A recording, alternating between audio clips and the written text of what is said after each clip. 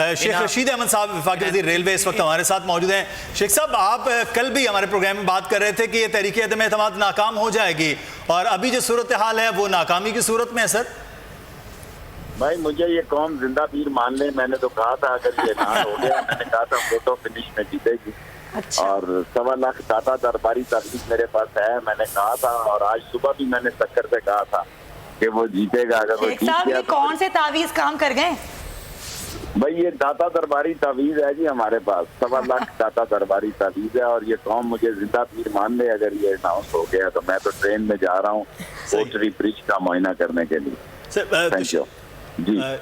شیخ صاحب ایک چیز جو ہے کہ یہاں پر تعداد پوری نہیں تھی, اپوزیشن کہہ رہی تھی ہمارے پاس تو 64 لوگ ہیں. یہ ایک دم چیزیں پلٹ جانا, یہ کیا معاملہ آپ کو لگ رہا ہے؟ بس یہ ساری ایسے ہی ہے نا. یہ کہنے میں ان کو ایک منور ظریف کی فلم تھی, وہ اینڈ میں کہتا ہے مجھے کوئی کہو کہ مجھے کہے لگنے کا شوق ہے. ان کو کہا گیا کہ حق سچ کا ساتھ دو. جو حق سچ کا انہوں نے ساتھ دیا اور سجنانی جیت گیا. پہلے بھی وہ بن گیا تھا, آج بھی بن گیا. تو یہ واقعی ضمیر جاگ گئے شیخ صاحب, ضمیر جاگ گئے. آپ نے بڑی بات کی, گولی لگے بہت عرصہ ہو گیا لاہور میں. آپ نے بڑی بات کی ہے, بہت بڑی بات کی ہے. منور ظریف کا حوالہ دے کر کے آپ نے کہا کہ جناب مجھ سے کہا گیا تھا کہ اس طرح سے کریں اور تو اب انہوں نے وہ کر لیا ہے.